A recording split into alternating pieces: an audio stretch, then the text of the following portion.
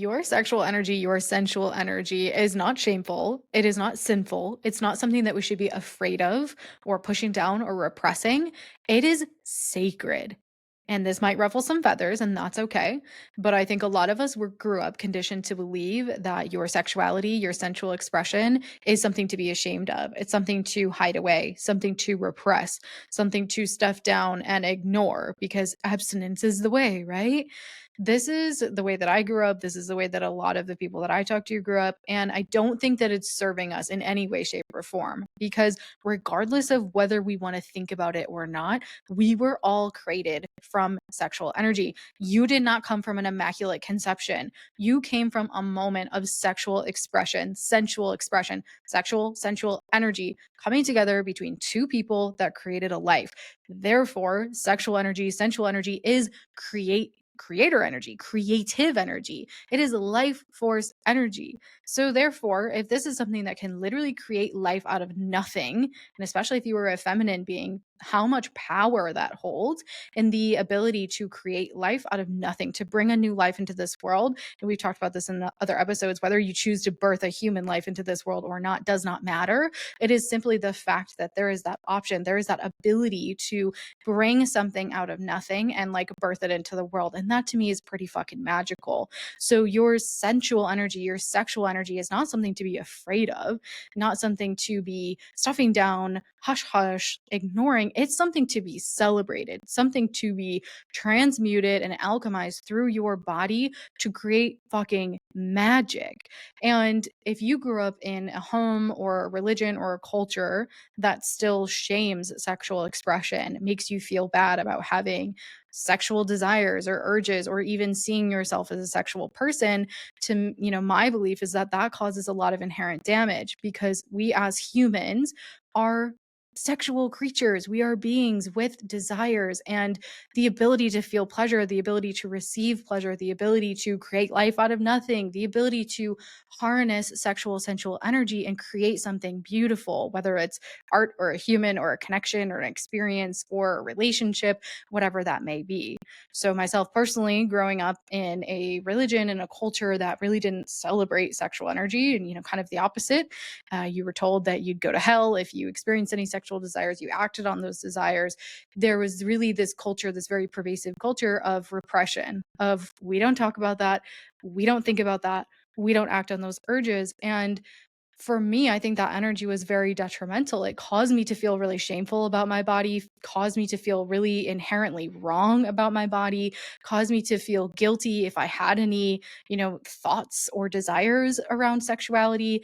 And then I ended up experiencing sexual trauma when I was 16 years old and didn't feel like I could come to anybody with that concern because I thought that I would go to hell if I voiced that concern or that nobody would believe me or that I would be told that it was my fault for what I was doing or, any of these stories that might come to be. So I work a lot with women who have experienced some level of sexual trauma, and many of the women that I work with have had experiences in their childhood or their upbringing where sexuality was something that was either not talked about or it was explicitly repressed, and like we don't talk about that. That's bad. You will go to hell for thinking about that.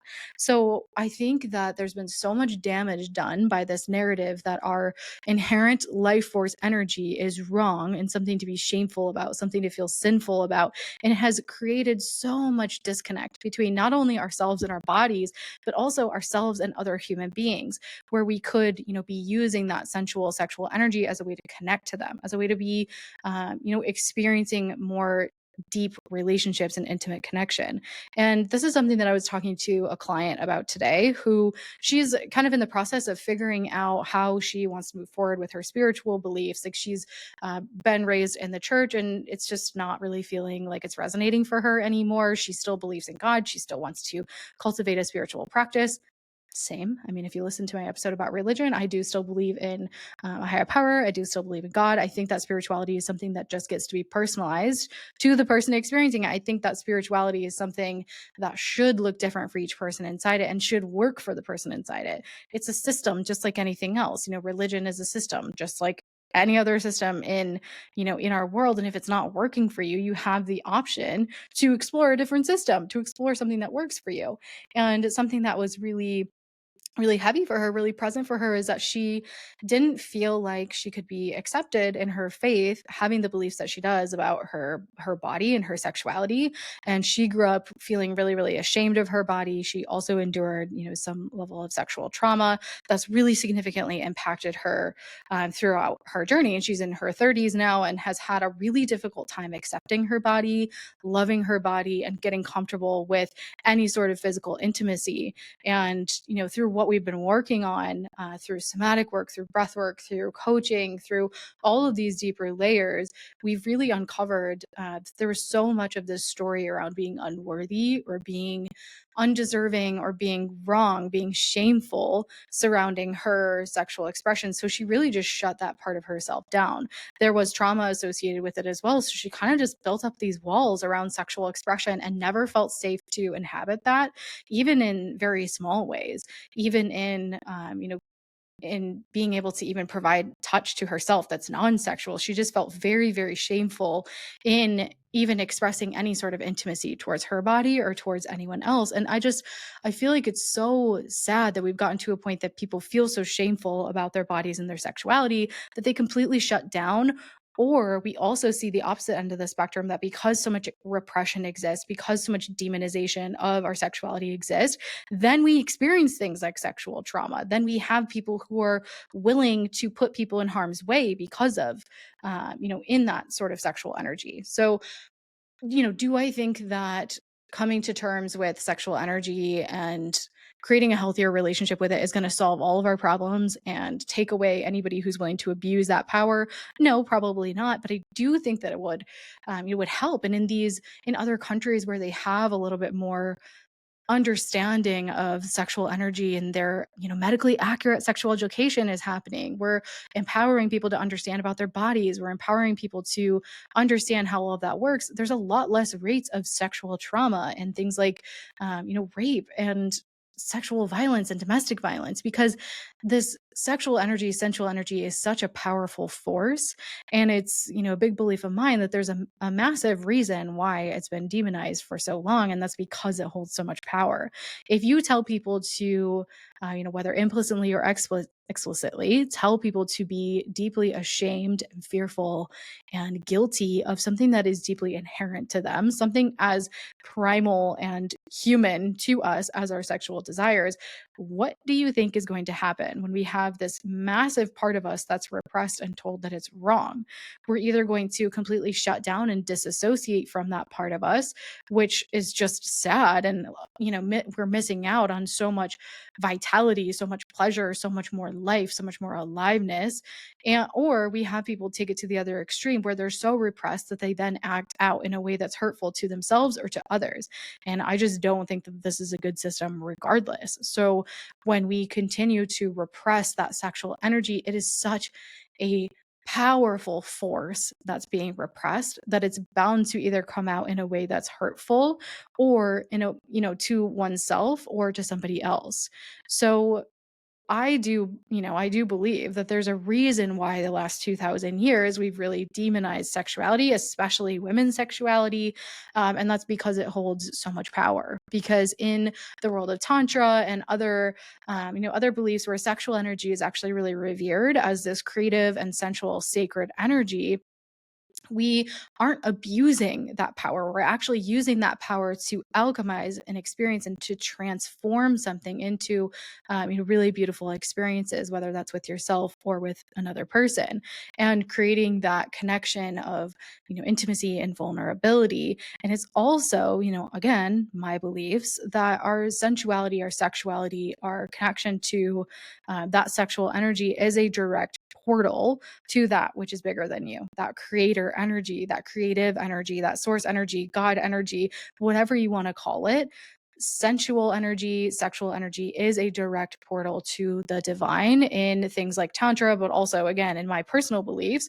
And therefore, I understand why it's been demonized for so long. Because if we have a way to directly access the divine within ourselves, there's a lot of powers at B that are going to be, wanting to shut that pathway down because it doesn't benefit them and the system that they're operating in. Again, I talked about this in my religion episode, but I don't believe that there should be a gatekeeper between me and the divine, me and God. And if you access higher states of consciousness, you access God, you access source energy through sexual energy, sensual energy, of course, that's going to be something that's demonized. We saw this happen with plant medicine as well. In many religions across the board, many cultures across the board, plant medicine has always been revered as a way to access higher states of consciousness, access mystical experiences, access the divine. Same with meditation.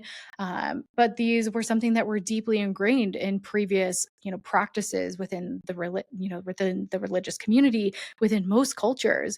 But what did we do? We completely demonized them and made them, these fearful experiences, and made people feel shameful or, wrong for using these substances, because when there is something like a church or a religious organization that wants you to access God through their system, it does not benefit them for you to be able to access God on your own. It does not benefit them for you to be able to access God through states of pleasure, through states of plant medicine, through being in nature, through, all of these ways that we can access on our own. Like I talked about in another episode, my personal ways that I feel the most connected to God are through my breath, through my own body, through movement, through states of pleasure and sexual expression, through connection with nature. And those are the places where I feel the most connection to the divine within me, and also the divine, outside of me.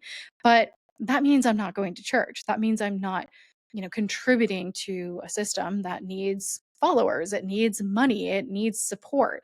And again, I know that this is going to be conflicting and maybe ruffle some feathers or even create some questioning for you. But as I've continued to push up against some of the conditioning that I grew up in within the church, and even just within, I think, Midwest culture, conservative culture, there's so much fear instilled in us from such a young age about our bodies, about our sexuality, about our expression. It's so pervasive in our culture. If you think about what's in the media, you think about, what we were watching growing up, like there's so much inherent shame and guilt and fearfulness that's just like kind of like seeded into these things very, very sneakily into our subconscious. And then we have the more overt, messages of like, hey, you're going to go to hell if you touch yourself, or you're going to go to hell if you have sex outside of marriage or whatever. And I think that a sexual encounter should be very intentional. I don't think we should just be like sharing our sexual energy with anybody on the street. I think it should be very intentional. It should be a very, safe and sacred experience, because it is a exchange of the sacred energy. That doesn't mean you can't like go out and have a hoe phase. Like if you want to have a hoe phase, fucking go for it, sister. I don't think there should be anything wrong or shameful about that. Honestly, I wish I would have had a bigger hoe phase when I had the chance, before I entered a monogamous relationship. That's a tangent, but the ability to express yourself sexually, as long as it's intentional, as long as it's consensual, as long as you're honoring your body's needs and anybody else involved, as long as everybody in the experience is a willing, consenting adult, and as long as it's not harming anybody, to me, I think that's a really pure expression of love, of connection, and it's so deeply human. I mean, yes, all mammals have sex to a certain degree, but they're not doing it for pleasure. They're doing it for procreation. Humans are one of the few mammals out there, few animals out there who are able to have sex for pleasure, who are able to experience deeper, intimate connections. And of course, we can't see into the mind of all animals, so I don't know what that looks like for all of them. But to my knowledge, humans are one of the few creatures that do have sex just for recreation, for fun. And especially as feminine beings, you are literally built for pleasure. You have an entire organ, aka your clitoris, that has absolutely no anatomical like function besides pleasure. And that to me, if there is a God, I'm like, he or she or whoever was really looking out for us, because the clitoris on its own is pretty much useless besides an organ of pleasure. So to me, I'm like, that's further evidence that your sensuality, your sexuality, and states of pleasure are sacred and divine and meant to be experienced. And if you grew up in a culture that deeply shames sexuality, makes you feel bad about sexuality, these can be really deep rooted beliefs. We can be dealing with ancestral beliefs around this. We can be dealing with cultural and generational concerns when we try to deconstruct these beliefs. So if you've had a hard time with coming to terms with your sexual desires, maybe you'd have difficulty with experiencing pleasure without feeling guilty, without feeling the need to reciprocate, without feeling shameful. Know that that's probably not your fault. Know that it's probably a byproduct of growing up in a society that really shames sexual expression. Um, and I think that that's changing in a lot of spaces. I think the queer community does a really awesome job of creating safer spaces for sexual expression. However, the average person, at least to my understanding, the average person growing up is still not being taught that this is an energy to be respected and revered and celebrated, but more so a part of us that we're supposed to be shameful and feel taboo about. That's why I wanted to talk about it on this podcast. That's why I feel even kind of weird talking about it, even though I talk about this all the time with my clients, in more personalized spaces. But coming on and talking about sexual energy still feels weird, even though I've done a lot of work to deconstruct my beliefs from the beliefs that were placed on me growing up. So if you still, maybe you feel a little shameful about showing up and expressing yourself sexually, whether that's the way that you dress, whether that's the way that you connect with other people, or maybe the way that you connect with yourself, or maybe you don't connect with yourself at all in a pleasure state. There's so much wounding and conditioning that can be brought up around that. I really just want to encourage you, if you feel like there's some resistance or there's some shame or guilt or taboo or ick feeling around yourself as a sexual person, start to get curious. Like, where did those beliefs come from? And if you can recognize that those beliefs are not coming from you, your true authentic self, do you want to continue believing them? Because I also have the experience where a lot of women would come to me in my naturopathic practice for, quote, low libido. But when we dig into a little bit more, we find out that they've been deeply programmed that sex is sinful, it's shameful, it's not something that should be, explored or expressed. And then they got married, and suddenly they were supposed to flip this switch where all of a sudden they wanted to have sex with their husband, and it's great and it's pleasurable. But it doesn't work that way. If you have grown up your entire life believing that something is bad and shameful and you're going to go to hell, how do you expect your body and your nervous system to immediately flip that switch the second you sign a marriage license? I find that hard to believe. And I've actually, worked with a lot of clients and also some personal friends who have had that experience where they get married, they're ready to like share this part of their life with someone, but yet they still feel so shameful. They still feel like they can't really get into a state of relaxation. They can't give or receive pleasure without feeling really inherently sinful or shameful. And that's just not a fun place to be. Again, I think we're hardwired to have primal, very instinctual, very human desires, and this sensual sexual energy, honestly, I think is a gift, and it's something that we should be able to utilize, again, with intention, with consent, without harming anyone else. I think it's such a powerful presence. It's powerful energy that we can really harness for good. Sure, we can harness it for evil, but I also see that happening a lot when it's demonized and repressed.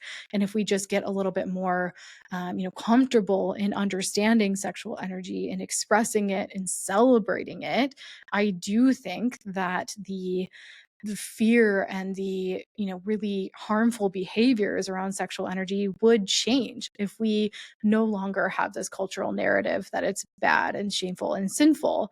I mean, I hate to bring it up, but I think about one of the most popular examples of this is we think about the Duggar family.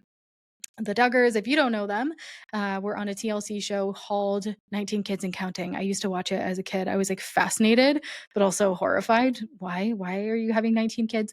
I don't need to go too far down that rabbit hole because that whole family just weirds me out.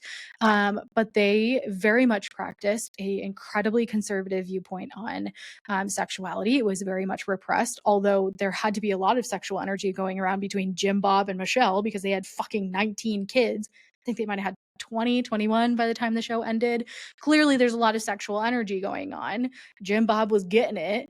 But what happened is that there was so much shame, so much sexual repression. Nobody in that family, besides the parents, of course, because they were married and it was okay, were allowed to express or, feel any sort of sexual energy until they got married. And what ended up happening was that the oldest son, I think he went to jail. God, I hope so. What ended up getting caught for, child pornography, like really fucked up shit. And I think this happened, at least partially, of course, I don't know the full story, but partially because so much of that sexual expression as children and throughout their upbringing was demonized. It was wrong. You were sinful, shameful if you were partaking in any of that energy. Of course, what's going to happen if you grow up in a family, in a culture that continually tells you that part of you is so wrong? We shove those desires down, and then again, we can start to use that energy in harmful ways. That's a very, complex situation, of course, but I just see that as a potential like negative side effect of having a really repressed sexual energy. We can also, we're just getting controversial in this one. I don't care. We can also think about the Catholic Church. Like, I grew up Catholic again, and there's so much deep shit that has happened in the Catholic Church around, boys being mistreated sexually, in the power dynamic between a priest and young children. There has been so much abuse, so much hurt in the Catholic Church, and I'm sure in many other religions as well. It's just not as publicly known. So much has been swept under the rug. So much has been, priests were just relocated when something like that would happen. So many people have been hurt. And a lot of that is misguided sexual energy. If you do not allow your people of power to have any sort of sexual expression, priests in the Catholic Church are not allowed to be married. I think they're supposed to take vows of celibacy. Again, it's like these terrible things can start to happen. And that doesn't mean that that's the only reason why that's happening, but I just think it's a very interesting coincidence. And something that I've talked with, my partner and clients and just other people, in passing too, is like, there has been this story for the last, 2,000 years that sexuality is wrong and shameful and should only be used for procreation, should only be used in a heterosexual married couple. That's the only time that it's okay. Anytime that the powers that be tell me something is really wrong and really bad, and they're like super, super strict about it and just super, super vocal about it, I just start to get curious. I'm like, okay, what's beneath this? Because again, there's so much power locked up in sexual, sensual expression and energy, so much potential for accessing deeper states of consciousness, deeper states of, pleasure, being a state of the divine. There's actually a book that I'm really excited to read called The Very Sensual Yahweh. And I'm very excited to read it because it basically talks about all the sensual expression that's shown up in the Bible. So I will report back.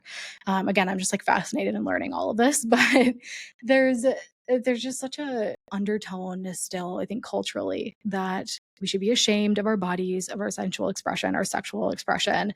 And I think as women, especially, we are really taught that our bodies are wrong no matter what, but especially in a sexual state. We're not supposed to wear revealing clothes because we don't want to distract people or we don't want men to take advantage of us. Well, if sexual energy was more celebrated, understood, and respected, we wouldn't have to worry about being violated when we're expressing ourselves sexually because there wouldn't be so much repression and shame. We would all be understanding that we're sovereign beings in control of our sexual energy and we can use it consensually and with intention without getting to the point where we hurt other people. And Yeah, I just think there's a lot of room for improvement, especially in, I mean, not only do we not have medically accurate sexual education in the majority of the states in the United States, which is just absolutely bullshit. I have women coming to me in their 30s and 40s who have no idea how their menstrual cycle works, no idea how ovulation works and pregnancy occurs. Like, it just absolutely blows my fucking mind. Like, well educated people are coming to me and they still don't understand how their bodies work. They still don't understand, this very basic human expression. And then we can get into the fact that this sexual education, of course, preaches abstinence in most states, but even in states that it doesn't, we're never taught about female pleasure. We're taught about male pleasure. We're taught about everything in that realm, but it's like a 2-second part of the lecture that's just like blipped over. And then, of course, how are we supposed to be good at sharing this expression with one another if we don't know fucking how our bodies work? So, sidebar, but I am very passionate about people having access to medically accurate information about how their bodies work, and even just being able to understand, because when you understand how your bodies work, you're empowered. You're not going to be taken advantage of in certain situations if you know how your body works. And I think that's at least the bare minimum. But why are we not teaching about female pleasure? Why are we not teaching accurate information where there's so many states that still preach abstinence when we know that doesn't fucking work? If you tell people to repress a natural urge, what's going to happen? They're either going to act out on it or they're going to suppress it and feel really bad. And then when the time comes that they do feel, like they should express that in a marriage, perhaps, then they're going to have a lot of hangups, mentally, emotionally, physically, about being able to feel safe in that sensual expression, that sexual expression. Many of the women that I talk to, if they're experiencing low libido, quote unquote, because a lot of the times I find that it's not actually low libido, they're just experiencing a different type of desire, or they don't feel safe or comfortable in their sexuality. A lot of them like really struggle to even see themselves as sexual beings. And I just like have a come to Jesus moment with them. I'm like, babe, if you don't want to have sex with you, if you can't see yourself in that way, you can't celebrate your sexual expression or even look in the mirror at yourself, how do you expect your body and your nervous system to get on board with an experience that's supposed to be pleasurable? And we're not taught about any of this, of course. So then both people feel like they're doing something wrong. And then there's, resentment. There's all of this fallout that can happen. So I know we've gone in a lot of different directions in the last 25 minutes. So bear with me here. But truly, I do believe that your sexual energy, that sensual energy, is your life force. And it's something that, really, if you can start to get more comfortable inhabiting that energy, comfortable expressing that energy within yourself first, and then within, a partnership, if that feels like the right thing for you to do, it is such a beautiful expression of, intimacy and love and vulnerability, and can create, really magical experiences. I mean, there's entire communities of people who participate in sex magic, something I'm learning about. But essentially, it's like a supercharged form of manifestation where you think about the things that you desire and the things that you're wanting to call into your life while you're in a state of orgasm or in a state of pleasure, to really like harness that sexual sensual energy and like bring your desires to life, like literally supercharge your manifestations through using pleasure. And like, I'm here for it, because regardless of whether we like to believe it or not, again, we all came from an expression of sexual energy. It's what makes the fucking world go round. It is an inevitable part of the majority of us. Like, yes, there are some people who consider themselves asexual or airways, but the majority of people have some level of sexual desire. It's just how comfortable they feel in expressing and inhabiting that desire. And to me, I don't think that that's something we should feel shameful or sinful about. I think it's something that we should really, harness and celebrate and acknowledge within ourselves, and create really beautiful experiences, not only within ourselves and our relationship to ourselves, but also in the people that we choose to share that with. And I do think that we should be discerning in who we share our sexual energy with. Do I think that you need to hold out till marriage? No, I used to at one point. I used to want to do that. And then some things transpired and that didn't happen. And I went through a long period of my life where my sexual energy didn't feel safe. I experienced trauma. My body didn't feel safe. I didn't want to have sex because those things had happened to me, not because I didn't have the desire, but because it didn't feel safe. So if you've experienced some level of, violence, sexual assault, any sort of, sexual trauma, know that that can really stick with you and stick with your body as well. It can make it really difficult to feel safe in inhabiting that energy.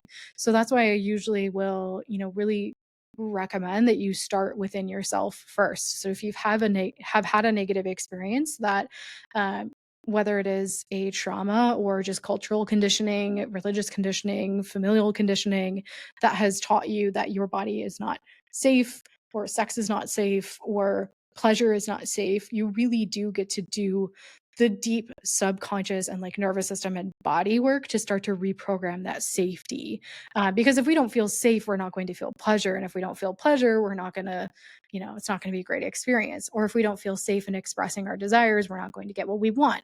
So you see, there's like this big hamster wheel of everybody, the majority of people, I would say, are either thinking about sex, want to be thinking about sex, having it, or want to be having it. So, like, let's just fucking talk about it. Let's just get it out in the open. Let's just acknowledge that it's a very primal human part of us, and repressing it hasn't been doing us any good. We've tried that for the last 2,000 years. It's not fucking working. There's maybe some people who still participate in that, subscribe to that, and it is okay for them, but I would say the majority of people, that doesn't end well. Again, we've talked about some of the ways that that can show up, but I think it's time that we reevaluate the system. And going back to even like very ancient old practices like tantra, and recognizing that that sexual creative energy is literally your life force, and it's literally a resource that is renewable, it is limitless. It is a way that you can access deeper states of, pleasure, deeper states of connection to the divine. And I think that that's fucking beautiful. So with my client that I was talking to about her, relationship to the church and spirituality. And again, I will say it till the cows come home. If going to church is where you experience God, it's where you feel connection, that feels great for you, amazing. I would never talk you out of that. I would never try to convince you that that's wrong. I think that we're all allowed to have our own individual journeys anyways. Just because church isn't the thing for me doesn't mean that it doesn't work for you. But this client specifically, was kind of telling me some of her frustrations, and she's had to unpack a lot of shame around her body and around her sexuality. So something we talked about was that she, in the moment of experiencing pleasure, experiencing intimacy with herself, she feels a connection to the divine. But immediately after that experience, the guilt and the shame would sink in from her previous conditioning.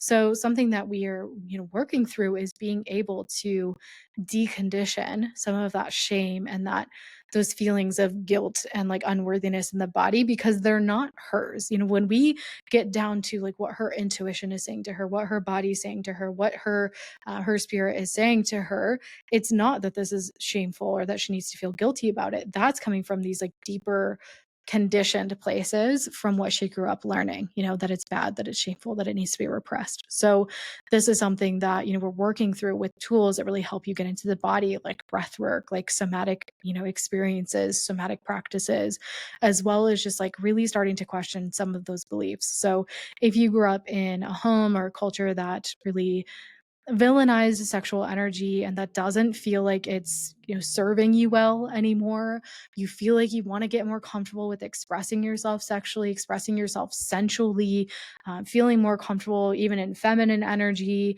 like this is something that I love guiding women through, because it's something that I have deeply personal experience with in multiple facets, not only from a holistic medicine perspective, but also in my own personal experience, and work with breathwork and somatic tools. And I think that everybody's journey is so unique with their sexual expression, but it is something that gets to be a very sacred, very spiritual portal if you want to make it that way. It also can just be something that's deeply fulfilling, deeply pleasurable, but it can also be a way that you connect to spirit, to source, higher power, God, whatever you want to call it. So something that this client and I were talking about is, ways that we can, again, start questioning some of those beliefs and that guilt and shame that comes up, but also getting to a state of remembrance that prior to, the current model of sexual shame and repression, sexuality was something that was actually very much revered, very much respected, and very much practiced as a way to access the divine. There are tantrikas, priestesses, and many recollections of temples throughout history where men and women would go experience connection to the divine through states of pleasure. And it was very much respected and understood that that was a portal for that transformation. So again, I think there's a lot of repression because there's a lot of power held up in sexual energy. We all came from it. It's all within us, every single one of us. And whether you choose to express it or not is up to you, but I want it to be a choice. I don't want it to be something that you're like just programmed to think that it's bad and wrong and shameful and you don't act on it or express it. So again, a lot of caveats, like it needs to be intentional, it needs to be with discernment, it needs to be consensual, it needs to be not harming anyone else unless that's your kink, again, like consensual. But I think sexual energy, when you are able to feel comfortable inhabiting it, feel comfortable expressing it, feel comfortable sharing it, can be an absolutely beautiful part of being a human. Like again, we're fucking wired for this. If we weren't meant to experience pleasure, we weren't meant to connect to our sexual energy or our sensual energy, we wouldn't have the anatomy that we do first and foremost, but we also wouldn't have the inherent desires and the inherent desires that we do, and the ability to experience the level of pleasure that we do. So that's my hot take on this topic, because I just have worked with a lot of women who still feel a little uncomfortable in experiencing and expressing their sexual energy. And once we can start to create some safety in the body and like, hey, this isn't actually wrong and sinful and shameful. This is actually a way that I can create connection to myself and other people and the divine, if you choose to see it that way.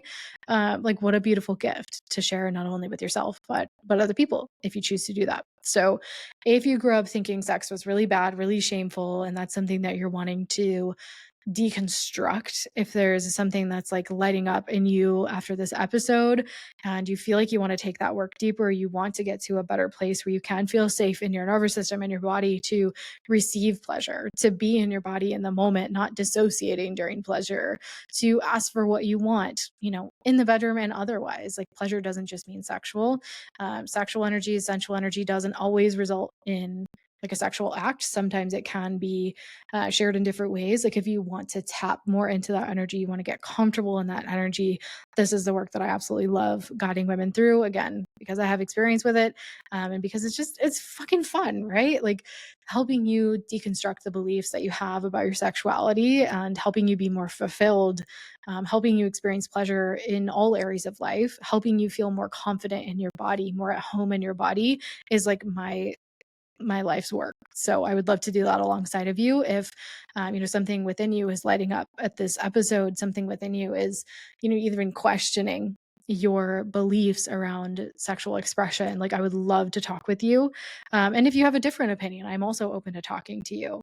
Of course, I think we get to have conversations about this. I don't think that my way is right or wrong, or your way is right or wrong. I think we all get to have our own experience um, with this energy and with this topic. So I would absolutely love to, have a chat with you. If you feel like you want to take this work deeper, you can always click the link in the show notes to book a free first date call to see if, working together using the somatic tools, the breath work, the coaching that I offer would be a great fit for you in exploring this journey on your own.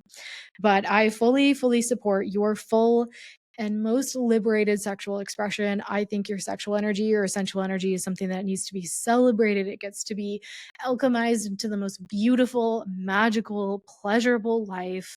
And if you have any thoughts in your mind about that not being the case, about feeling sticky and weird about this energy, like, let's explore it, because truly you deserve to live a life that feels juicy and pleasurable and lit up and turned on and alive and all of the good things. And I love you. And I can't wait to see you on the next step. Bye.